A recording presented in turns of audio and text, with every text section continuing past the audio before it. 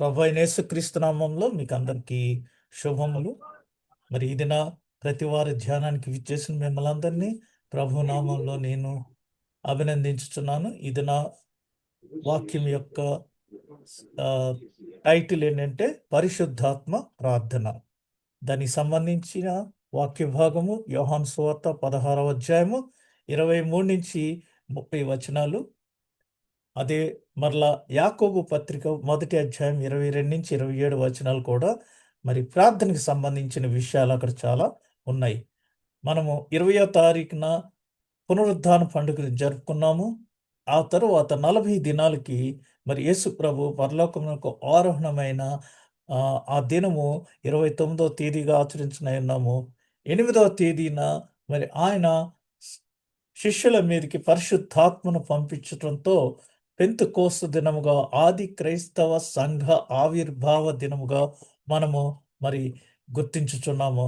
ఆ తదుపరి తండ్రి కుమార పరిశుద్ధాత్మ త్రియేక దేవుళ్ళ యొక్క మరి కాలముగా మనము ఈ సంఘ పంచాంగంలో 25 వారాలు ఆచరించి తదుపరి నూతన సంఘ పంచాంగంలో అడ్వెంట్ నుంచి మనము ప్రారంభించుతున్నాం. దీనికి సంబంధించి 23 నుంచి 30 వచనాలు. ఇక్కడ పోయిన వారం మనం పరిశుద్ధాత్మ వాగ్దానం ఏం వాగ్దానం చేసిందని, మరి సత్యమును ప్రకటించడానికి పరిశుద్ధాత్మ మనకి ఏ విధమైన గైడ్ లైన్స్ ఇస్తుందని, మనల్ని ఏ విధంగా మార్గదర్శకంగా ఉండి చూపిస్తుంది అని ఈ విషయాలన్నీ మనము పోయిన వారము ధ్యానం చేసి ఉన్నాం. ఈ దినము ప్రార్థన వాగ్దానము. మరి మీరు నా తండ్రి పేరిట మీరు నన్ను ఏమడిగినను అవి మీకు ఇయ్యబడును అని ఒక ప్రార్థన ద్వారా ఒక చక్కటి వాగ్దానాన్ని అనుగ్రహించున్నారు. It is the link between God and us. మనము ఈ లోకంలో మరి మహా గొప్ప గొప్ప మనుషుల్ని కలవటానికి మనకి యాక్సెస్ ఉండకపోవచ్చు, కానీ ఒక్క ఫోన్ కాల్తో పరలోకమందున్న మా తండ్రి అనగానే హాట్ లైన్ కనెక్ట్ అయినట్టు మనకి దేవునితో సంబంధం ఏర్పడుతుంది. ఈ సంబంధాన్ని క్రియేట్ చేసింది, తిరిగి పునరుద్ధరించింది, తెగిపోయిన సంబంధాన్ని తిరిగి కనెక్ట్ చేసింది యేసు ప్రభు. రెండవది పరిశుద్ధాత్మ ఉనికి. పరిశుద్ధాత్మ మన మధ్య ఉంది అని మనం ఏ విధంగా గుర్తించగలము, లేదా పరిశుద్ధాత్మ ఏ విధంగా ఎక్కడెక్కడ ఏ విధంగా పనిచేస్తుంది అని దాని యొక్క ప్రజెన్స్ ఉనికి మనము తెలుసుకోవచ్చు. విశ్వాస శక్తి, మన యొక్క విశ్వాసమునుకున్న పరిశుద్ధాత్మ ద్వారా మనకి విశ్వాసముకున్న యొక్క శక్తి, the power of the faith ఏంటనేది ఈ దినం మనం ధ్యానించనున్నాం. మొదటిది ప్రార్థన వాగ్దానం. చాలామంది మరి ప్రసంగాలు మనుషుల్ని కదిలిస్తాయి, జస్ట్ ఊపి వదిలేస్తాయి. అంటే ఆ రోజుకి వింటారు, బాగా ఇన్స్పైర్ అవుతారు, తర్వాత మళ్ళీ మర్చిపోవచ్చు. కానీ ప్రార్థన దేవునిని కదిలిస్తుంది. అనగా మనము ప్రార్థన చేస్తే దేవుడు మనకు జవాబు ఇవ్వటానికి కదిలిస్తుంది. మన ప్రార్థన దేవునినే కదిలిస్తుంది. ప్రసంగాలు మనుషుల్ని కదిలిస్తాయి, కానీ ప్రార్థన దేవునినే కదిలిస్తుంది అనే ఒక చక్కటి కొటేషన్ మనకి ఉంది. ప్రార్థన యొక్క వాగ్దానం యోహాను సువార్త 16వ అధ్యాయము 23, 24 వచనాలు. దీనికి ఆ దినమున మీరు దేని గూర్చియు నన్ను అడుగరు, మీరు తండ్రిని నా పేరిట ఏమి అడిగిననో ఆయన మీకు అనుగ్రహించునని మీతో నిశ్చయంగా చెప్తున్నాను. ఇంతవరకు మీరేమీ నా పేరిట అడగలేదు. మీ సంతోషము పరిపూర్ణమగినట్లు అడుగుడి, మీకు దొరుకును. ఈ యొక్క ప్రార్థన వాగ్దానం ఏంటంటే ప్రార్థన యొక్క హామీ. What is the assurance of our prayer? 2, అడుగుటలో సమృద్ధి. మనకి ఏం కావాలి, ఎంత కావాలి అని ఈ ప్రార్థన ద్వారా మనము దేవునిని అడగవచ్చు. మొదటిది ప్రార్థన యొక్క హామీ. ఇందులో ఏంటంటే తండ్రితో ప్రత్యేక సంభాషణ. నేను ఇందాకే చెప్పాను కదా, మనము పరలోకమందున్న మా తండ్రి. ఇది ఈ రిలేషన్షిప్ యేసు ప్రభు మనకి అనుగ్రహించాడు. ఆయన ఈ లింక్ ఇవ్వకపోతే మనం తండ్రితో మాట్లాడలేము. డైరెక్ట్‌గా ప్రత్యక్ష సంభాషణ. మన మధ్యవర్తిగా యేసు ప్రభుని యొక్క పాత్ర. అందుకనే మనము అడ్రస్ డియర్ సార్ లేదా అని రాసి ఇవన్నీ with reference to our subject ఇవన్నీ రాసినప్పుడు త్రూ ప్రాపర్ ఛానల్ అని రాస్తాం మనం కొన్ని బిజినెస్ ఎగ్జిక్యూటివ్ లెటర్స్లో. త్రూ ప్రాపర్ ఛానల్ అంటే ఎవరెవరి ద్వారా అది రూటింగ్ చేయబడింది అనేసి. కాబట్టి మనము తండ్రితో సంభాషణ ఏ విధంగా చేస్తున్నామంటే తండ్రికి మనకి మధ్య యేసు మధ్యవర్తిగా ఉన్నారు. సో మన కింగ్ మనం అప్రోచ్ అయ్యేటప్పుడు యేసు ప్రభు మనకి మధ్యవర్తిగా ఉన్నారు. అందుకని అడుగుటలో సమృద్ధి. యేసు నామమున అడుగుట. మనం ఏ ప్రార్థన చేసినా తండ్రి అని చేస్తాము. సకలాశీర్వాదములకు కారణభూతుడు అయిన మా ప్రభువా లేదా మమ్మల్ని మిక్కిలిగా ప్రేమించిన మా ప్రియ పరలోకపు తండ్రి. ఈ విధంగా రకరకాల సాల్యుటేషన్స్‌తో మనము తండ్రిని అడ్రెస్ చేస్తాము. ఆ ప్రార్థనంతా ముగించేటప్పుడు యేసు నామమున అడిగి వేడుకొనుచు పొందుకొనుచున్నాము అని ఎండ్ చేస్తుంటాం. కాబట్టి సమాధానమిచ్చిన ప్రార్థనల్లో ఆనందముతో కూడిన వాగ్దానం మనకి ఉంటుంది. ఎందుకంటే మనకి వచ్చిన ఆ ఆన్సర్ వల్ల ఎంతో మనసానందం మనకి అదొక వాగ్దానంగా అందించబడుతుంది. అది ప్రార్థన యొక్క ప్రార్థన వాగ్దానం. రెండవది పరిశుద్ధాత్మ ఉనికి. The presence of Holy Spirit. ఇది ఈ గూఢమైన ఈ సంగతులు గూఢార్థముగా మీతో చెప్పి తిని అయితే నేనక ఎన్నడనో గూఢార్థంగా మీతో మాట్లాడక తండ్రిని గూర్చి మీకు స్పష్టముగా తెలియచెప్పు గడియ వచ్చి ఉన్నది. ఇంతవరకు కొంచెం ఇండైరెక్ట్‌గా, హిడెన్‌గా చెప్పారు. ఇప్పుడు ట్రాన్స్‌పరెంట్‌గా, డైరెక్ట్‌గా, డెలిబరేట్‌గా, స్పష్టంగా తండ్రిని గూర్చి చెప్తున్నారు. ఆ దినమందు మీరు నా పేరిట అడుగుదురు గాని మీ విషయమై నేను తండ్రిని వేడుకొందునని మీతో చెప్పటం లేదు. మీరు నన్ను ప్రేమించి నేను దేవుని యొద్ద నుండి బయలుదేరి వచ్చితినని నమ్మితిరి గనుక తండ్రి తానే మిమ్మును ప్రేమించుచున్నాడు. సో నో పైరేటెడ్ కాపీ అనమాట. ఇక డైరెక్ట్ ఒరిజినల్ అనగా మీరు నన్ను నమ్మారు కాబట్టి తండ్రి మిమ్మల్ని డైరెక్ట్‌గా ప్రేమించుచున్నాడు. ఇంకా వయా మీడియా ఏమీ లేకుండా డైరెక్ట్ అయిపోయింది తండ్రికి మనకి సంబంధం. పరిశుద్ధాత్మ ఉనికిని మనము ఎట్లాగా గమనించగలమంటే పరిశుద్ధాత్మ మనల్ని ఓదార్చేవాడు మరియు మార్గదర్శి. He will guide us. ఎప్పుడైనా లాస్ట్ వీక్ చెప్పాను నేను. మనము ఏ పనైనా చేయటానికి ఎక్కడ మనం ఉద్యోగంలో జాయిన్ అవ్వాలి? నేను ఎవరిని వివాహం చేసుకోవాలి? ఎవరితో నేను నా లైఫ్‌ని షేర్ చేసుకోవాలి? నేను ఏ యూనివర్సిటీలో జాయిన్ అవ్వాలి? నేను ఏ దేశానికి మైగ్రేట్ అవ్వాలి? నేను ఏ సంఘానికి వెళ్ళాలి? నేను ఎక్కడ వాక్య పరిచర్య చెయ్యాలి?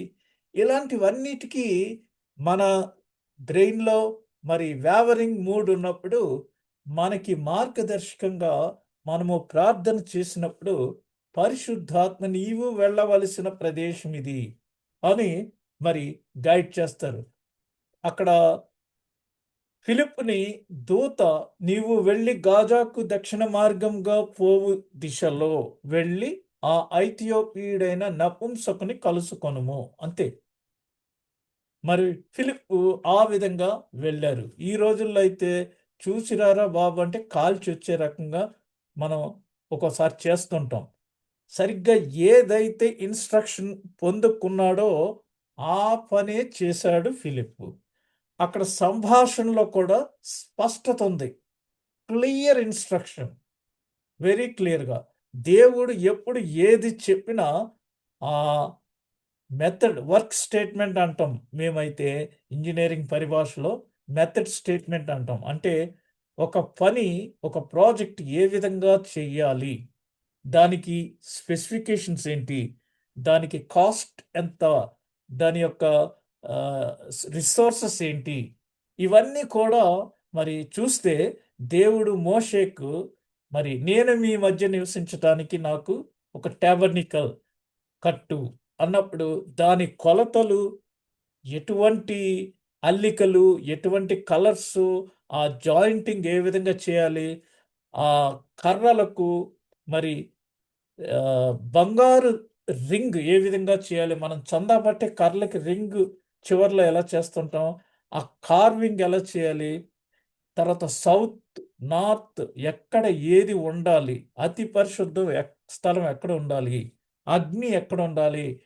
వాషింగ్కి గంగాళం ఎక్కడ ఉండాలి, ఇవన్నీ కూడా దేవుడు క్రిస్టల్ క్లియర్గా మోషేకి చెప్పాడు. అలాగే నోవహుని వాడ చేయమన్నప్పుడు ఆల్ డైమెన్షన్స్, ఈ రోజున నేవల్ ఆర్కిటెక్చర్ చదివిన వాళ్ళు కూడా ఆ నోవహు చేసిన ఓడ నుంచి వారు అనేకమైన మర్మాలు తెలుసుకుంటున్నారు. కాబట్టి పరిశుద్ధాత్మ సంభాషణలో స్పష్టత ఉంటుంది. మనకి ఎప్పుడైనా కొన్ని చోట్లకి వెళ్ళు వెళ్ళు వెళ్ళు అని ప్రోత్సహిస్తుంది, కొన్ని చోట్లకి మనం వెళ్ళకోకుండా మనల్ని డైవర్ట్ చేస్తుంది. పోయిన వారం నేను చెప్పాను, జ్ఞానులు యేసు ప్రభుని దర్శించి వారు రిటర్న్ వెళ్తూ మరి రాజు దగ్గరికి వెళ్తుంటే ఆ జ్ఞానులు మరి మిగిలిన అన్నీ బాగానే ఉన్నాయి, కానీ సరైన జ్ఞానం లేదు వారికి, రాజు దగ్గరికి వెళ్తున్నారు. అందుచేత దూత మీరు వెళ్ళవలసిన దారి ఇటు కాదు, డైరెక్ట్గా ఇలా వెళ్ళండి అని ఎన్రూట్ చేసింది. ఆ విధంగా మరి కొన్ని సార్లు పౌలు గారిని కూడా ఆసియా ఖండం వైపు రావాల్సింది, లేదు ఇటు కాదు, నువ్వు మాసిదోనియాకు వెళ్ళని రీడైరెక్ట్ చేసింది. అంచేత పరిశుద్ధాత్మ మనకు మార్గదర్శి, మనకేమైనా ప్రాబ్లం వచ్చినప్పుడు ఓదార్చేవాడుగా ఉంటాడు, మనతో సంభాషణ స్పష్టంగా చెప్పేవాడుగా ఉంటాడు, ఓదార్పునిచ్చేవాడు మరియు మార్గదర్శి.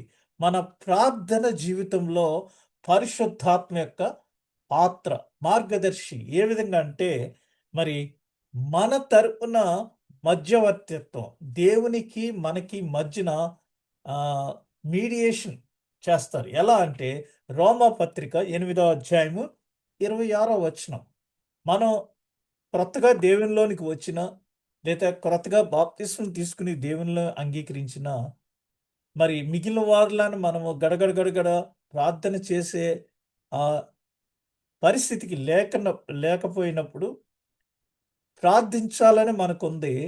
హౌ టు రిప్రజెంట్, దేవునికి మనం ఎటువంటి పదజాలాన్ని ఉచ్చరించి ఆయనకి చెప్పాలి అని చాలామందికి కొట్టుమిట్టాడుతూ ఉంటారు. అటువంటి పరిస్థితులలో అటువలే ఆత్మయు మన బలహీనతను చూచి సహాయం చేయుచున్నాడు. ఎలాగా? ఏలయనగా మనము యుక్తముగా ఎలాగూ ప్రార్థన చేయవలెనో మనకు తెలియదు కానీ ఉచ్చరింప శక్యము కాని మూలుగులతో ఆ ఆత్మ తానే మన పక్షముగా విజ్ఞాపనము చేయుచున్నాడు. కేవలం నువ్వు అంటే సరిపోతుంది. అది మిగిలిన ఇప్పుడు మనం కొన్ని సార్లు అప్లికేషన్ మీద ఇన్సూరెన్స్లు కానీ ఎవరన్నా అయితే జస్ట్ ఇక్కడ సంతకం పెట్టండి సార్ సరిపోద్ది అని మన తరపున ఆ అప్లికేషన్ అంతా వాళ్ళే ఫిల్ చేసేస్తారు. ఆ విధంగా పరిశుద్ధాత్మ దేవునితో మనము ఏమైతే చెప్పవలసి ఉన్నదో, చెప్పాలనుకుంటున్నామో, మన హృదయములో మన ఆత్మ మరి ఏమనుకుంటుందో అది అటువలే ఆత్మ. కాబట్టి ఉచ్చరింప శక్యంతో ఆ ఆత్మ తానే మన పక్షంగా విజ్ఞాపన చేయుచున్నాడు. సంభాషణలో స్పష్టత రెండవది. ఆ ఆత్మ ద్వారా దేవుని చిత్తమును అర్థం చేసుకొనుట. పరిశుద్ధాత్మ మన మీదికి వచ్చినప్పుడు, మనలోనికి వచ్చినప్పుడు, నేను ఎక్కువసార్లు చెప్తా ఉంటాను మరి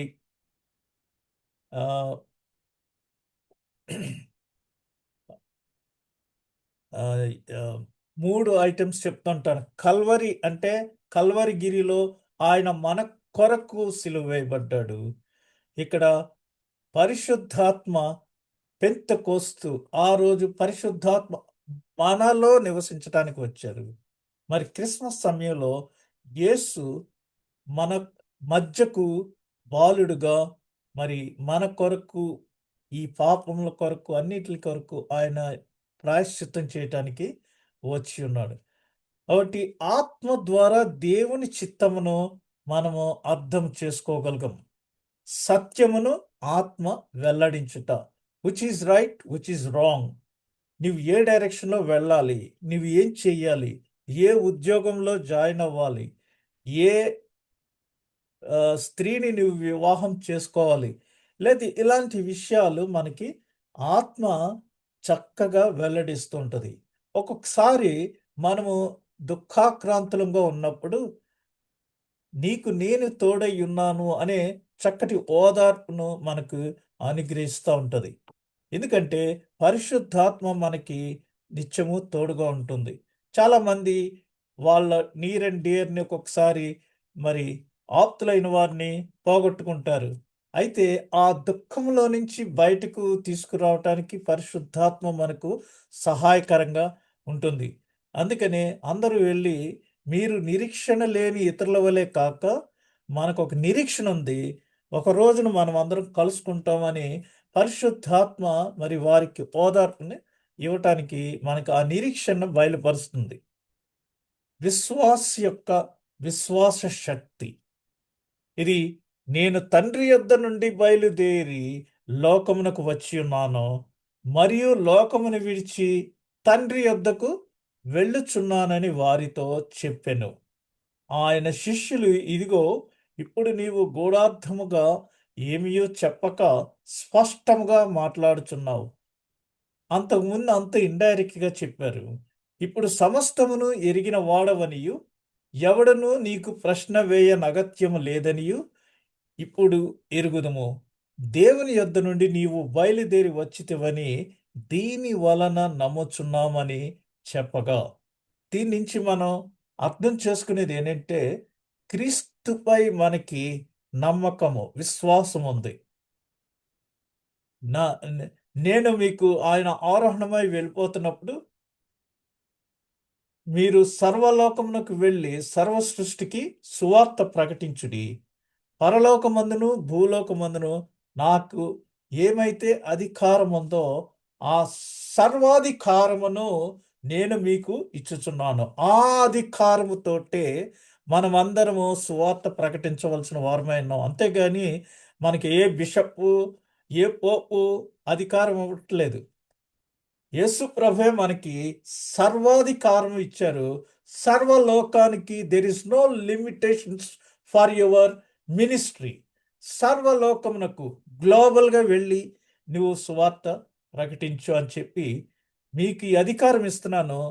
మీరు వెళుతూ ఎవరి మీదైతే చేతులుంచి ప్రార్థన చేస్తారో వెనుక పరిశుద్ధాత్మ కార్యాలు జరిగించుకుంటూ వస్తది అని మరి యేసు ప్రభు తన శిష్యులకి చెప్పి, ఇదిగో సదాకాలము యుగాంతం వరకు యుగములు నేను మీతో ఉన్నాను. I will be with you for ever. ఎలా అంటే ఆయన రిప్రజెంటేటివ్ పరిశుద్ధాత్మ మనతో నిత్యము మన మధ్య ఉంటుంది. మనకి ఏ సమస్య వచ్చినా he will guide us, he will be with us, he will resolve. చాలామంది మరి పరిశుద్ధాత్మ గురించి చెప్పేటప్పుడు ఒక ఆయన నా మీద గొడవకు వచ్చాడు. మళ్ళీ ఆయన పాస్టర్ గారే. ఏంటండి పరిశుద్ధాత్మ శక్తా, వ్యక్తా అన్నాడు. ఇంకొక చోటేమో పరిశుద్ధాత్మ మేలా, ఫీమేలా అన్నారు. అరే బాబు! పరిశుద్ధాత్మ గురించి వినండి అంటే మేలా, ఫీమేలా, శక్తా ఎందుకంటే హోలీ ఘోస్ట్ అని రాసుంది ఇంగ్లీష్ బైబిల్‌లో. దాన్నేమో మరి ఘోస్ట్ అంటే వేరే అర్థం వస్తది. ఈ విధంగా మరి ఆహ్, రకరకాలైన మనస్తత్వాలతోటి దీని గురించి వివాదాస్పదమైన విషయాలు చాలామంది మాట్లాడుతూ ఉంటారు. ఇది అలా కాకుండా క్రీస్తు తండ్రి దగ్గర నుంచి వచ్చాడు. మరలా తండ్రి దగ్గరికి వెళ్తున్నాడని మనము క్రీస్తుపై నమ్మకాన్ని కలిగి ఉండటంతో మన విశ్వాసములో ఉన్న శక్తి, the power of our faith, అది మనల్ని మరి బలవంతుల్ని చేస్తుంది. పునరుత్థాన శక్తి క్రైస్తవులందరికీ వెన్నెముక లాంటిది. మరి ఇక్కడ 2 క్రీస్తుపై నమ్మకము, బి సవాళ్లలో ధైర్యము. క్రీస్తుపై నమ్మకం అంటే ఏంటంటే యేసు యొక్క లక్ష్యము మరియు గుర్తింపుపై నమ్మకము. యేసు దేవుని కుమారుడు. ఆయన మన అందరి పాపముల నిమిత్తమై ఈ లోకంలోనికి వచ్చాడు. మనందరి పాపములకు సంబంధించిన ఆ గరమ అంతా ఆయన పే చేసి మనల్ని విడిపించాడు. పాపం అనే జైల్లో మనం ఉండగా ఆయన మనందరినీ బయటకు ఆయన స్వరక్తమిచ్చి బయటికి తీసుకొని వచ్చాడు. మరియు గుర్తింపుపై నమ్మకం. ఆయన ఎవరు ఏంటి అనే దాని మీద మనందరికీ నమ్మకం ఉంది. ప్రార్థన ద్వారా విశ్వాసమును బలోపేతము చేయుట. మనము ప్రార్థన చేసినప్పుడు విశ్వాసం ద్వారా మనము బలపడుతుంటాం. బలోపేతము చేయుట అంటే మనము ప్రార్థన చేయటం ద్వారా విశ్వాసంలో బలపడుతుంటాం. సవాళ్ళు విసురుతాం. విశ్వాసంలో శక్తి కలిగి ఉంటాం. నేను ఎన్నో మార్లు చెప్పాను. మరి భగత్ సింగ్ గారు ఆయన పరిచర్యలో, ఆయన జీవితంలో ఒకసారి మరి కూటాలు జరుగుతున్నప్పుడు 12 గంటలు అయిపోయి అక్కడ ఉన్న వాళ్ళందరూ అయ్యా భోజనాలు లేవి, వాళ్ళు ఇంకా మొదలు పెట్టలేదంటే ఆయన ప్రార్థనలో అలాగే ఉన్నాడు. వాళ్ళందరూ ఏటి ఈయన క్రేజీయా ఏంటని పిచ్చోళ్ళు అయిపోయి ఆ సమయంలో మరి చెన్నై మహానగరంలో ఒక పెద్ద ఎమ్మెల్యే ఎవరో చాలా మందికి భోజనాలు వండించి అన్నీ మిగిలిపోతే, ఎందుకు చెప్తున్నానంటే మనకి ఆంధ్రాలో అయితే చంద్రలగ్నానికి నైట్లో ఉంటాయి పెళ్ళిళ్ళు. మరి తమిళనాడులో వారి పెళ్ళిళ్ళు సూర్య లగ్నాలు. ఆ సూర్య లగ్నాలకి ఉదయం బ్రేక్ఫాస్ట్, మధ్యాహ్నం భోజనం కూడా పెడతారు. డే టైం మ్యారేజ్ అవుతుంది వాళ్ళది. మనకలా కాదు ఆంధ్రాలోని. కాబట్టి మధ్యాహ్న భోజనాలు చాలా మిగిలిపోతే ఒక 3 ట్రాక్టర్స్ నిండా ఆ భోజనాలు అక్కడెక్కడో మీటింగ్ జరుగుతున్నాయి కదరా అక్కడ పంపించేయండి అని పంపించి సరిగ్గా 1 గంట అయ్యేటప్పటికి భోజనాలన్నీ వచ్చేస్తున్నాయి ట్రాక్టర్స్. ఇది మరి విశ్వాసం యొక్క శక్తి. ఇంకొకసారి ఆయన ఫ్లైట్ మిస్ అయిపోయాడు. ఫ్లైట్ వెళ్ళిపోయింది. వేరే చోట ఆయన వాక్య పరిచర్య చేయవలసి ఉన్నది. ఈ ఫ్లైట్లో వెళ్ళకపోతే ఆ మీటింగ్కి ఆయన అందుకోలేరు. ఆ సమయంలో మరి ఆయన నెక్స్ట్ ఫ్లైట్ ఇది క్లోజ్ అయిపోయింది, ఫ్లైట్ వెళ్ళిపోయింది, టుక్ ఆఫ్ అని చెప్పారు. ఆయన అక్కడే ఉండి ప్రార్థన చేస్తున్నారు విశ్వాసంతో. ఈకేమన్నా పిచ్చేమో అనేసి కొంతమంది అక్కడ అనుకున్నారు. ఆయన అక్కడే ఉండి ప్రార్థన చేస్తే మరి అందులో ప్రయాణిస్తున్న ఆ విమానంలో ప్రయాణిస్తున్న ఒక రాయల్ ఫ్యామిలీకి చెందిన వ్యక్తి డైమండ్స్ పట్టుకు వెళ్ళటం మర్చిపోయింది. ఆ hand bag with diamonds. So ఆమె అన్నది టర్న్ బ్యాక్ అన్నది. అంతే విమానం మళ్ళీ వెనక్కి తిప్పి ల్యాండ్ చేశారు. అది ల్యాండ్ అయినప్పుడు ఎయిర్ హోస్టెస్ వచ్చి సార్ మీరు ఇప్పుడు మళ్ళా చెక్ ఇన్ అవ్వచ్చు, విమానం అవైలబుల్ ఉంది. ఎంత ఆశ్చర్యకరంగా ఉంటుంది, ఒళ్ళు గొగర్పాటు కలిగించే అంత ఆశ్చర్యంగా ఉంటుంది. అది విశ్వాసం అంటే. మనము ప్రార్థన చేసినప్పుడు అంత విశ్వాసంలో బలమైన శక్తిగా ఉండాలి. మనం ఒక సవాలు విసిరినప్పుడు ఆ సవాల్లో ధైర్యం ఉండాలి. No turning back, no turning back అని మనం పాడుతుంటాం. పరిశుద్ధాత్మ ద్వారా మనం భయమును అధిగమించుట, ఎటువంటి పరిస్థితినైనా మరి ఢీ కొట్టగలిగే సవాళ్ళలో మనకి ధైర్యం ఉంటుంది. ఎప్పుడు ఈ విశ్వాస శక్తి వలన, క్రీస్తు మీద ఉన్న నమ్మకం వల్ల. మనం ఒక వాక్యాన్ని చెప్తా ఉంటాం, in we can do all things in Christ. క్రీస్తు నాలో ఉన్నప్పుడు నేను ఏమైనా చేయగలను, అన్నీ చేయగలను అని. అన్నీ చేయగలను అంటే బ్యాడ్ థింగ్స్ కాదు, మనకు అవసరమైనవి ఆశ్చర్యకారాలు అన్నీ చేయొచ్చు. మరి ఈ యొక్క ఆరోహణ దినం నుంచి మరలా పెంతెకోస్తు దినం వరకు పరిశుద్ధాత్మ నింపుదల కొరకు యావత్ ప్రపంచం అంతా కూడా ప్రార్థన చేస్తున్నారు. దీన్నే గ్లోబల్ ప్రేయర్ డే అని చెప్తుంటాం.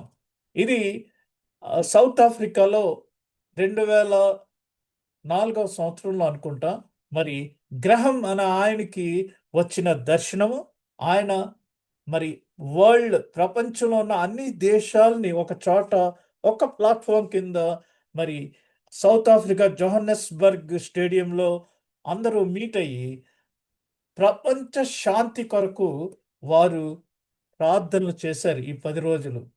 మరి పెంతెకోస్తు దినాన అద్భుత రీతిగా ఆది క్రైస్తవ సంఘంలో ఏ విధంగా పెంతెకోస్తు దినాన పరిశుద్ధాత్మ వారి మీదకి వచ్చిందో, అక్కడ ప్రార్థన చేసే వారందరి మీద పరిశుద్ధాత్మ నింపుదల కలిగింది.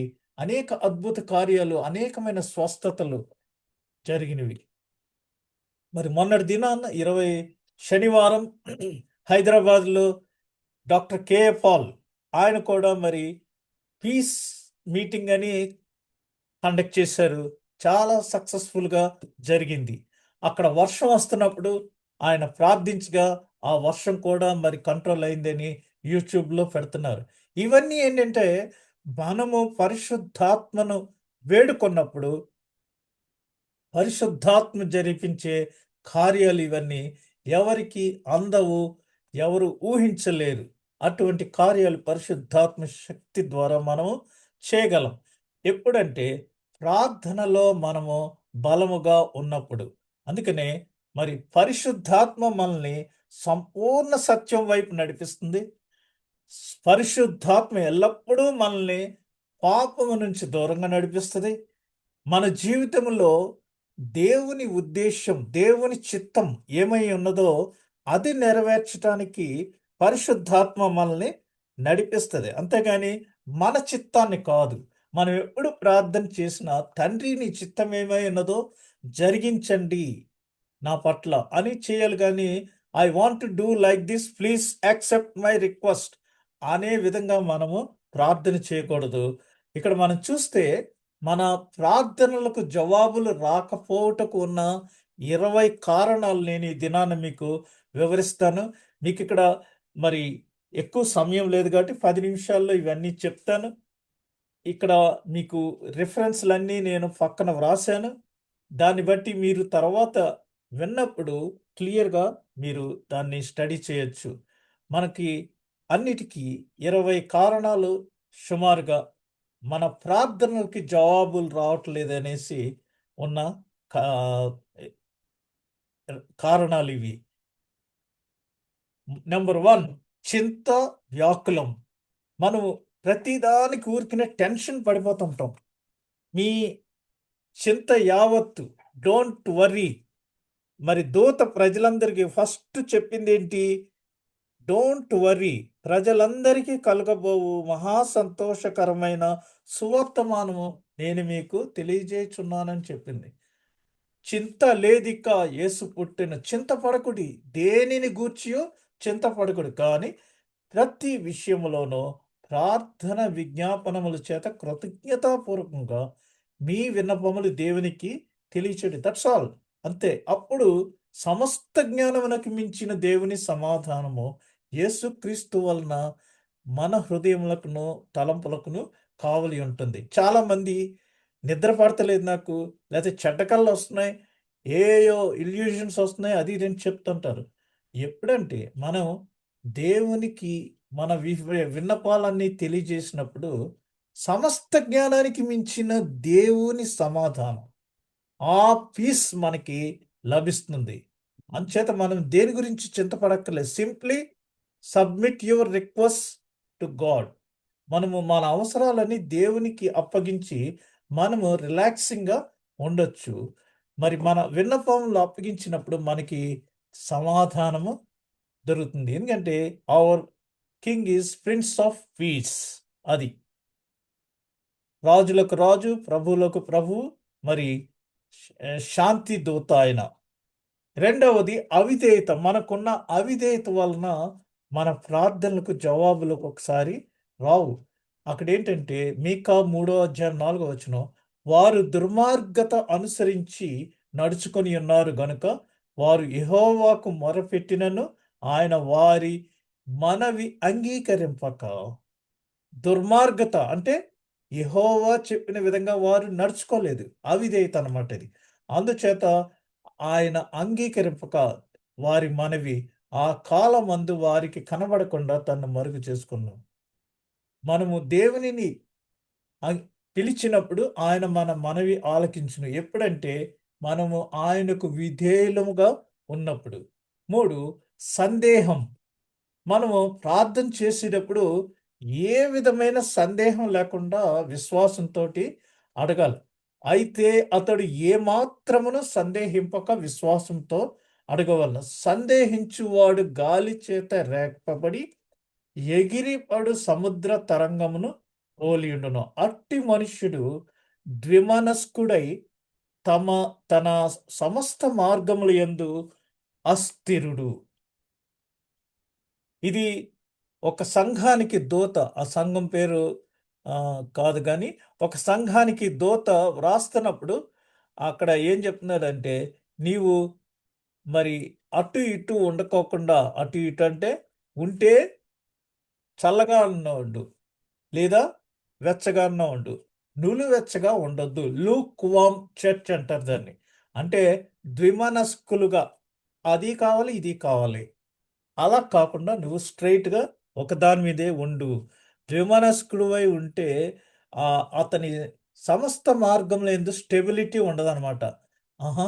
ఇది గాడిదా? గుర్రమా? లేదు ఇది గుర్రమే. దీని కోత ఇలా కాదు. ఇలా అన్నిట్లికి డౌట్ మాస్టర్‌గా ద్విమనస్కులుగా ఉంటారు. 2 రకాలుగా ఆలోచించేవారు. అలా సందేహం లేకుండా మనము అడుగుచున్నది మనము పొందగలము అని విశ్వాసముతో ఆయన్ని అడగవలెను. అప్పుడు మనకవి లభిస్తాయి. సో, మనం ప్రార్థన చేసేటప్పుడు ఏ విధమైన డౌట్స్ ఉండకూడదు. స్వార్థం. చాలామంది స్వార్థంతో ప్రార్థన చేస్తారు. అనగా మీలో యుద్ధములను, పోరాటములను దేని నుండి కలుగుచున్నవి? అవి మీ అవయవములలో పోరాడు మీ భోగేచ్ఛల నుండియే కదా! మీరు ఆశించుచున్నారు గాని మీకు దొరకటలేదు. మీరు నరహత్య చేయుదురు, మత్సరపడుదురు గాని సంపాదించుకొనలేరు. పోట్లాడుదురు, యుద్ధం చేయుదురు గాని దేవుని అడగనందున మీకేమీ దొరకదు. మీరడిగినను మీ భోగముల నిమిత్తము వినియోగించుకొనుటకై దురుద్దేశముతో అడుగుదురు గనుక మీకేమియు దొరకటలేదు. వ్యభిచారిణులారా, ఈ లోక స్నేహము దేవునితో వైరమని మీరు ఎరుగరా? కాబట్టి ఎవడు ఈ లోకంతో స్నేహం చేయగొన్నో వాడు దేవునికి శత్రువగును. కాబట్టి మనము అడిగేవి సెల్ఫిష్‌గా అడుగుతూ ఉంటాం కొన్ని.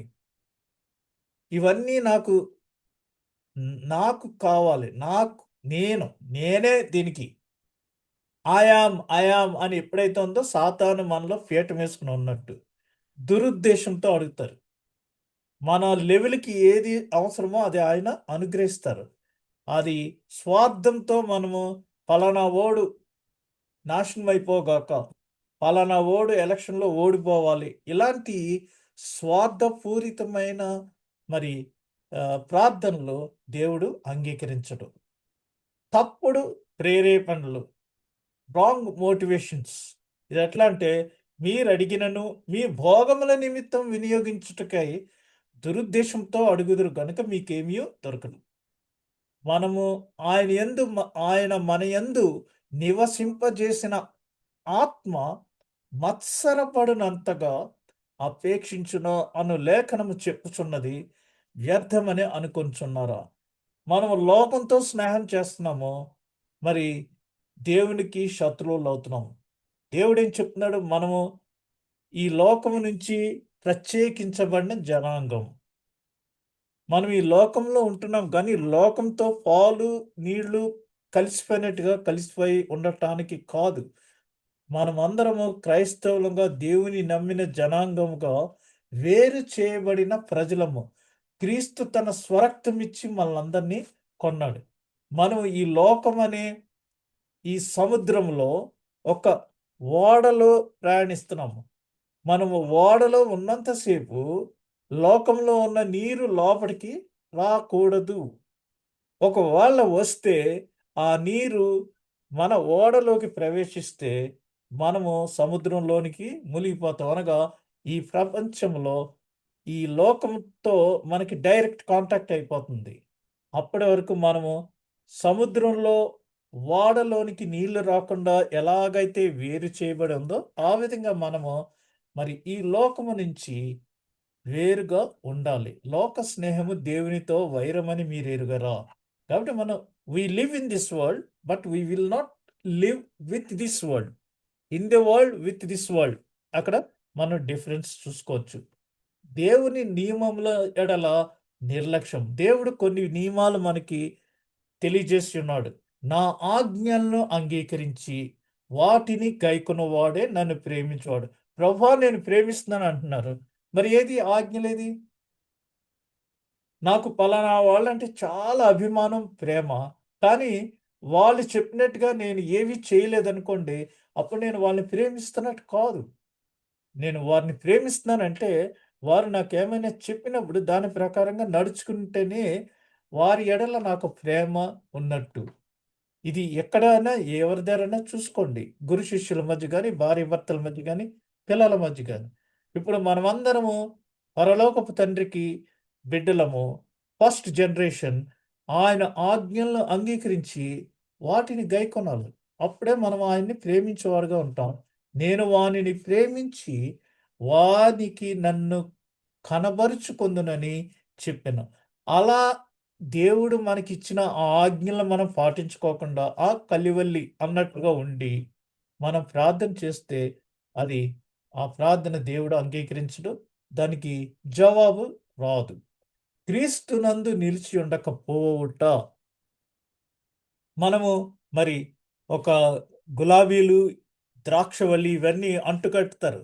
అంటే క్లోనింగ్ అంటారు. ఈ విధంగా నా యందు మీరును, మీ యందు నా మాటలను నిలిచియుండిన ఎడల, అప్పుడు మీకేది ఇష్టమో అడుగుడి. అది మీకు అనుగ్రహింపబడును. అంతేగాని మీరు నాలో ఉండకోకుండా మీరేదేదో అడిగితే అవి మనకి అనుగ్రహించబడవు. 8 అహంకారం. యాకోబు పత్రిక 4 అధ్యాయం 6 వచనం. అహంకారం అనేది చాలా డేంజరస్ థింగ్. కాదు గాని ఆయన ఎక్కువ కృపనిచ్చును. అందుచేత దేవుడు అహంకారులను ఎదిరించి దీనులకు కృప అనుగ్రహించును అని లేఖనము చెప్పుచున్నది. నేను చాలా పెద్ద చదవర్ని, ప్రొఫెసర్‌ని అని అనుకుంటే అలాంటి వోళ్ళకి దేవుడు వాళ్ళ జ్ఞానాన్ని కంట్రోల్ చేసి, అజ్ఞానులకి జ్ఞానాన్నిచ్చి, ఆ అజ్ఞానుల చేత మనకి సిగ్గు వచ్చేటట్టుగా దేవుడు చేస్తాడు. కాబట్టి అహంకారము అది నాశనానికి ముందు గర్వం నడుస్తదంటారు. అంచేత మనం అహంకారంతో ప్రార్థన చేయకూడదు. దేవుని అనుసరించకపోవటం అంటే దేవుని నిదర్శనాలు మనము వాక్ విత్ జీసస్ అంటారు. లేతే లివ్ విత్ జీసస్ అని. అందుచేత ఈ సంగతి వినిన నాటి నుండి మేమును మీ నిమిత్తము ప్రార్థన చేయట మానక, మీ సంపూర్ణ జ్ఞానమును ఆత్మ సంబంధమైన వివేకము గనుల వారును, ఆయన చిత్తమును పూర్ణముగా గ్రహించిన వారునై, ప్రతి సత్కార్యములో సఫలులగుచు దేవుని విషయమైన జ్ఞానమందు అభివృద్ధి పొందుచు అన్ని విషయములలోనూ ప్రభువును సంతోషపెట్టునట్లు ఆయనకు తగినట్టుగా నడుచుకొనవలెననియు ఆనందముతో కూడిన పూర్ణమైన ఓర్పును, దీర్ఘశాంతమును కనపరచునట్లు ఆయన మహిమ శక్తిని బట్టి సంపూర్ణ బలముతో బలపరచబడవలననియు. సింపుల్‌గా మనం చూడాలంటే దేవునిని అనుసరించకపోవటం. ఆయనకు తగినట్టుగా మనం నడుచుకోవాలి. అలా నడుచుకోకుండా no I have my own path. నా ఓన్ డైరెక్షన్‌లో నేను నడుస్తాను. నాకు వేరే జీపీఎస్ ఉంది అంటే, దేవుడు మనందరికీ ఒక జీపీఎస్‌ని పెట్టాడు. ఆయనను అనుసరించి పౌలు గారు అంటారు కదా! నన్ను పోలి నడుచుకొనుడి అని. కాబట్టి ఆ డైరెక్షన్‌లో మనం అనుసరించకపోతే మన ప్రార్థనలు దేవుడు అంగీకరించడు. విగ్రహారాధన. విగ్రహారాధన చూడండి. మరి మీరు తమ పితరుల దోష చర్యలను తిరిగి ఉన్నారు. మరియు వారు అన్య దేవతలను పూజించుటకై వాటిని అనుసరించుచు.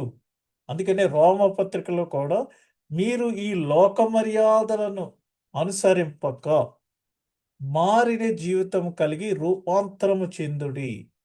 క్రిస్టియన్స్‌గా మనము ఒక 2, 3 జనరేషన్స్ ముందు చేంజ్ అయ్యాం. కానీ ఆహ్, ఇంకా పూర్తిగా చేంజ్ అవ్వలేదు క్రైస్తవత్వంలోనికి. ఏంది? ఈ దేశ సాంప్రదాయాల్ని, లోక సాంప్రదాయాల్ని ఇంకా మనం ఆ జిడ్డును పట్టుకునే వస్తున్నాం. అది వదలటం లేదు. అది వదిలినప్పుడే విగ్రహారాధన అంటే ఐడల్ వర్షిప్ అనే కాదు. మనలో రకరకాలైన విగ్రహాలు పీఠం వేసుకొని ఉన్నాయి. అయి నేను చెప్పక్కర్లేదు. మీకు అందరికీ సెల్ఫ్ ఎగ్జామిన్ చేసుకోవచ్చు. ఆ టైప్ ఆఫ్ విగ్రహాలనన్నిటిని మనం తీసేస్తేనే గాని, మన ప్రార్థనలకి జవాబులు సరిగ్గా రావు. అన్య దేవతలను పూజించటం. ఇల్లు కట్టాలంటే ఆడెవడో ముహూర్తం పెట్టిన టైంకే తవ్వుతారు. అక్కడేదో చేస్తారు భూమి పూజ అని. దానికి ఎదురైతే ఏమో, ఎవరేమనుకుంటారో, మీకేమైనా ప్రాబ్లమ్ ఏమో, డౌట్‌లు. ఆ డౌట్‌లతోటి ఎందుకులే, మనకెందుకులే అని.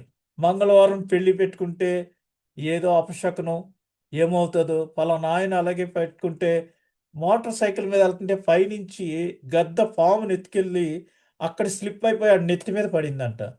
శని నెత్తిన ఉన్నప్పుడు వాడి టైం అయిపోయినప్పుడు ఎవరు ఏమీ చేయలేరు. ఆ! మంగళవారం పెళ్లి చేశారు అందుకనే అలా అయింది అని ఈ విధంగా మన జనాభా అంతా ఆ విధంగా చెప్తుంటే అది దేవునికి ఇష్టమైనది కాదు. భార్యాభర్తల మధ్య ఉన్న విభిన్న బంధాలు. మరి ఒకరి ఎడల ఒకరి మధ్య ఏక మనసు లేకుండా వారు ఉంటే అది అప్పుడు ప్రార్థన దేవునికి అంగీకారము కాదు. తుదకు మీరందరూ ఏక మనస్కులై ఒకరి సుఖదుఖముల యందు ఒకరు పాలుపడి సహోదర ప్రేమ కలవారును కరుణా చిత్తులను వినయ మనస్కులనై ఉండుడి అని భార్యాభర్తల మధ్య ఉండే సంబంధం పెర్ఫెక్ట్‌గా ఉండాలి. 2 ఫ్రంట్‌లో నడిచే 2 వీల్స్ ఒకటి ఇటు, ఒకటి ఇటు ఉంటే అది దేవునికి అంగీకారం కాదు. కపటం, మోసం. ఒకటి చెప్తారు, ఒకటి చేస్తారు. అక్కడ మీరు మనుష్యుల చేతి పని అయిన కర్ర, రాతి దేవతలను పూజించెదరు. అవి చూడవు, వినవు, తినవు, వాసన చూడవు. మీరు ఇక్కడేమో నా మనుషులని, అక్కడెళ్లి దేవతలను పూజిస్తున్నారు. అది కపటం. మోసం చేస్తున్నారు నన్ను. యూ ఆర్ చీటింగ్ మీ అని దేవుడు సెలవిస్తున్నాడు. 13వది అసంబంధమైన తగని ఆరాధనలు చేస్తున్నారు. దేవునికి ఇష్టమైనది ఏదో ఆ ఆరాధన మనం చేయాలి. చాలామంది ఆరాధిస్తారు. కానీ అయి దేవునికి ఇష్టయోగ్యంగా లేని ఆరాధనలు ఆరాధన కాదు. నా బలిపీఠము మీద అపవిత్రమైన భోజనమును మీరు అర్పించుచు ఏమి చేసి నిన్ను అపవిత్రపరిచితిమని మీరందరూ. ఈ తప్పేం చేశాను నేను అంటారు. అంచేత గుడ్డిదానిని తీసుకొని బలిగా అర్పించిన యెడల అది దోషం కాదా? మరి పస్కా పండుగలో ఏడాది దోషము లేని మగ గొర్రె పిల్లను వాళ్ళు తీసుకొస్తే యాజకుడు దాన్ని చెక్ చేసి హిస్సోపు పుడకతో శుద్ధ జలము దాని మీద జల్లి ఫిట్ ఫర్ పాసోవర్ లాంబ్ అని ముద్రేస్తాడు. అది అర్పణ ఆ విధంగా ఉండాలి. అంతేగాని దేవునికే గదా! అని గ్రుడ్డిదాన్ని అలా బలిగా ఇస్తే అది దేవునికి అంగీకారం కాదు. మనకి ఇండియాలో దేవుడట్టిపళ్ళని అమ్ముతారు. అంటే మామూలుగా తినడానికైతే పెద్ద పెద్దగా ఉండాలి. ఆళ్ళు పూజకి దేవుడి దగ్గర పెడతానికి చిన్న అరటిపళ్ళు కొంటా ఉంటారు. దాని పేరే దేవుడు అరటిపండు అని పెట్టేసారు. అంచేత మరి అలాంటివి బలిచ్చేటప్పుడు కూడా ఒక రాజుని ఎవడనో పట్టుకొని బలివ్వబోతుంటే ఆడికి పిల్లేలు లేదంట. బొటనవేలు. అందుకని ఆడిని రిజెక్ట్ చేసేసారు. మరి మనమైతే దేవునికి ఇచ్చేటప్పుడు గుడ్డిదాన్ని తీసుకొచ్చి బలిస్తామా? అలాంటివి ఆరాధనలు దేవునికి కుదరవనేసి మలాకి రాసి ఉన్నారు. విఫలమైన హృదయం, ఓడిపోయిన హృదయం. ఇదేంటంటే ఒక విధవరాలు ఆహ్, వారు విసుకక నిత్యము ప్రార్థన చేయుచుండవలననుటకు ఆయన వారితో ఈ ఉపమానము చెప్పెను. దేవునికి భయపడకయు, మనుష్యులను లక్ష్యపెట్టకయు ఉండు ఒక న్యాయాధిపతి ఒక పట్టణంలో ఉన్నాడు. అంటే చాలా మొనార్క్ అనమాట. అంటే స్టబ్బర్న్ ఫెలో. అసలు ఎవరిని కేర్ చేయడు. ఐ డోంట్ కేర్ ఎనీబడీ అంటారు. చాలామంది ఈ రోజుల్లో కూడా ఐ డోంట్ కేర్ అంటారు. ఆ యారగెన్స్ దేవునికి భయపడరు. మనుషుల్ని లెక్కపెట్టరు. ఏదో పెద్ద ఫీల్ అయిపోతుంటారు. అలాంటి న్యాయాధిపతి దగ్గరికి ఒక విధవరాలు వెళ్ళి మరి న్యాయం చేయమని అడుగుతుంది. వాడు వెళ్ళినప్పుడల్లా ఆమెనేమి చేయట్లేదు.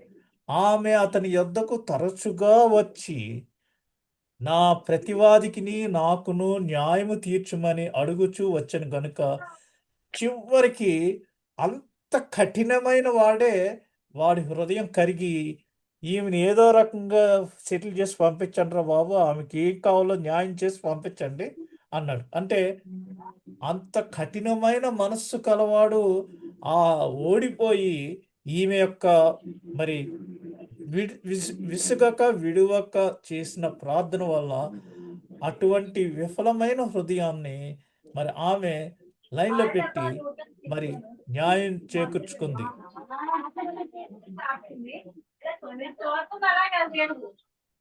ఆ విధంగా మరి మనము దేవునిని అడిగినప్పుడు విసుగక విడుగక అడగాలి. ఎటువంటి మన ముదీర్లు కానీ మన కొలీగ్స్ ద్వారా కానీ మనకి ఏమైనా ఇలాంటి సమస్యలు వచ్చినప్పుడు మనము చేసే ప్రార్థన వల్ల వాళ్ళు విసిగిపోయి వీడు జిడ్డురా బాబు, పరమ జిడ్డు, వీడిని వదిలించుకోవటం కష్టం అని వారు మరి మన ప్రార్థన ఆలకిస్తాడు దేవుడు. అప్పుడు దీనికి ప్రే అంటిల్ సంథింగ్ హ్యాపెన్స్, పుష్ అంటారు. పుష్ ప్రార్థన చేసేటప్పుడు పుష్ అనే మాట ఎక్కువ యూజ్ చేస్తాం. ఏంటంటే ప్రే అంటిల్ సంథింగ్ హ్యాపెన్స్. ఊరికనే ప్రార్థన చేసి అక్కడ పెట్టేసి వచ్చేయటం కాదు. అక్కడి నుంచి మనకి జవాబు వచ్చే వరకు నిన్ను నేను విడువను దేవా, నీవు నన్ను దీవించు వరకు అని మనము ప్రే అంటిల్ సంథింగ్ హ్యాపెన్స్. ఇక్కడ దేవుని చిత్తమునకు విరోధంగా మనము ప్రార్థించుట. కొన్నిసార్లు మనం ఏమి అడిగినను ఆయన మన మనవి ఆలకించునని మనము ఎరిగిన ఎడల మనం ఆయనను వేడుకొనినవి మనకు కలిగినవని ఎరుగుదాం. కానీ కొన్ని తప్పులు చేస్తూ మరి దేవుని చిత్తానికి విరుద్ధంగా మనం ప్రార్థన చేస్తే ఫలానా ఓడు పాస్ అవ్వకూడదు లేదా ఇలాగా అని దొంగలు కూడా ప్రార్థన చేస్తారట. ఏమని? ఎందుకంటే దశం భాగం అని ఎక్కువ చెప్తా ఉంటారు కదా అందరూ. వారు దొంగలు కూడా ప్రార్థన చేసి దేవా ఇవాళ నాకు మంచి కేసు దయచేయి, నాకు నేను కొట్టుకొచ్చిన దాంట్లో దశం భాగం ఇచ్చేస్తానని ప్రార్థన చేస్తారట. అలాంటి దేవుని చిత్తానికి విరుద్ధంగా ప్రార్థన చేయకూడదు. లేదా నేను మరి ఇవన్నీ వస్తే నీకింత ఇస్తాను అని ఇలాంటి ఒప్పందాలు దేవునితో మనం చేసుకోకూడదు. బీదలకు సహాయపడటంలో నిర్లక్ష్యం చేయుట. కొంతమంది దరిద్రుల మొర వినక చెవి మూసుకునివాడు. అంటే కొంతమంది పేదవాళ్ళు ఎవరైనా వచ్చి వాళ్ళైనా చెప్పుకున్నట్టే పోరా అని వాళ్ళని కేర్ చేయకుండా ఉంటే, ఇప్పుడు ప్రస్తుతం ఉన్న రాజకీయ నాయకులకి ఇది చాలా వర్తిస్తుంది. రేపు వాడు ఏ సుప్రీంకోర్టులోనో ఎక్కడైనా వాళ్ళ కేసు గురించి మొరపెట్టుకున్నప్పుడు అది అంగీకరింపబడదు. ఎందుకంటే బీదలకు సహాయం చేయుటకు నిర్లక్ష్యం చేసిన వాడు వాడి మొర తర్వాత అంగీకరింపబడదు. God definitely curse him.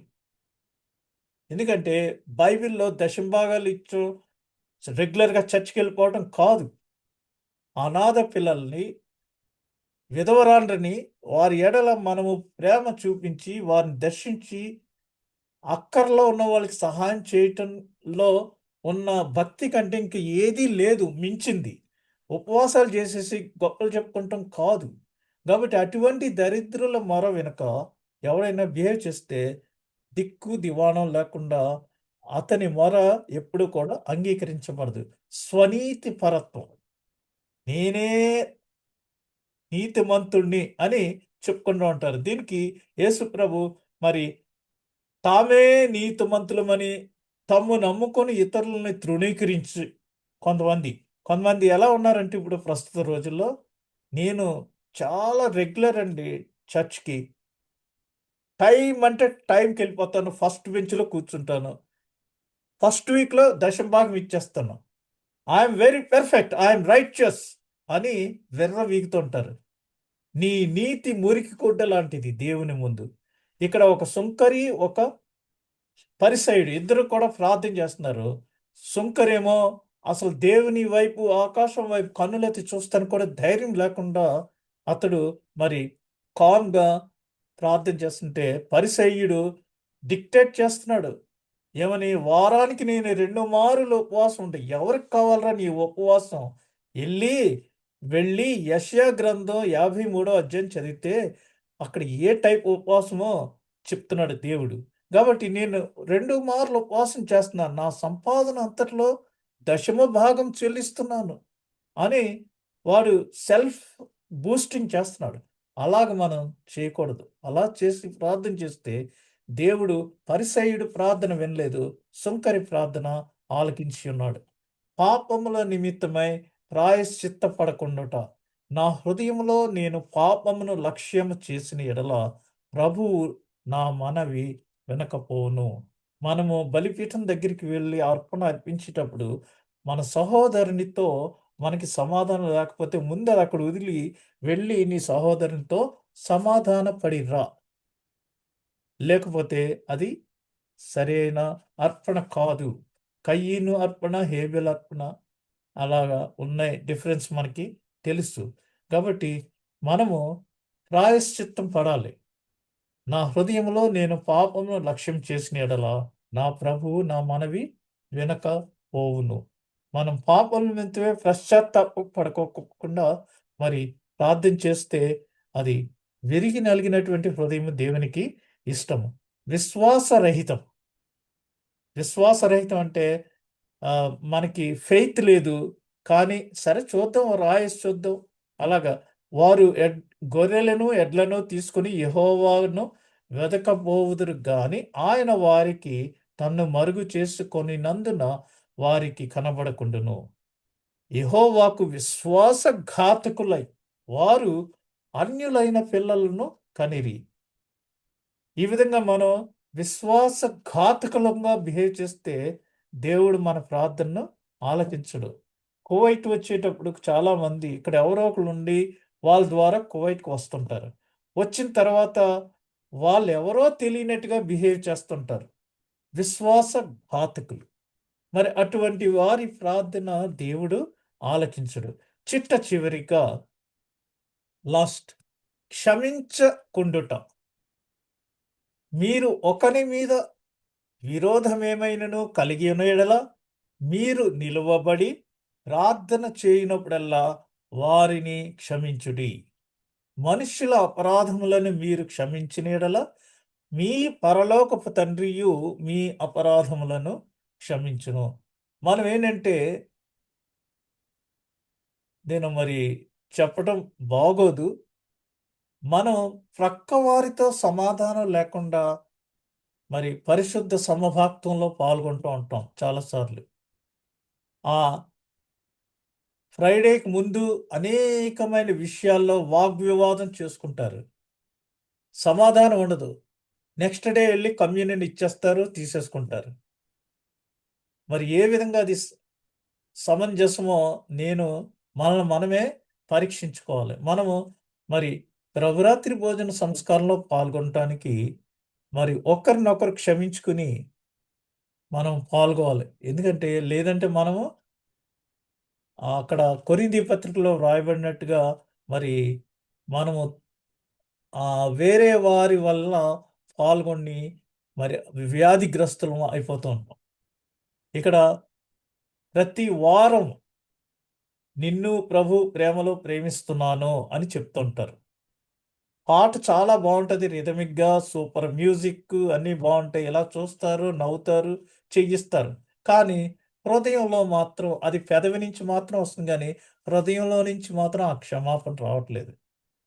కొంతమంది అయితే ఆవిడ పేరేమో సమాధానమ్మ, ఇంకొక ఆమె పేరేమో కృపమ్మ అయితే, అయ్యగారు మీరు ఏమైనా చెప్పండి. నేనేమైనా చేస్తాను గానీ, ఆవిడతోటి సమాధాన పడటం నా వల్ల కాదు. నేనేమైనా చేయగలను గాని అంటారు. మరి అటువంటి సమాధానం క్షమించుకోకపోకుండా మీరు చర్చ్‌లో ఊక యాక్టివ్ పార్ట్ చేస్తే అది దేవునికి ఇష్టమా? చాలామంది సమయానికి ఎళ్ళిపోతాం అని మేమే పరిశుద్ధులం, మిగిలిన వాళ్ళు పరిశుద్ధులు కాదనుకుంటారు. రాజమండ్రిలో ఒక పాస్టర్ గారు కూడా, ఒక పెద్ద చర్చిలో ఉన్న పాస్టర్ గారు, మీరు లేట్‌గా వస్తున్నారు. నేను టైం అయిన తర్వాత డోర్ క్లోజ్ చేసేస్తాను అన్నాడు. Who are you to close the door? ఏ అధికారం చొప్పున నువ్వు డోర్ క్లోజ్ చేస్తావు? అనేక మందికి అనేకమైన సమస్యలుంటాయి. అయినా దేవుని సన్నిధికి సకాలంలో రావాలని వారికి ఆశ ఉంది. కానీ కొన్ని కారణాల వల్ల రాలేకపోతున్నారు.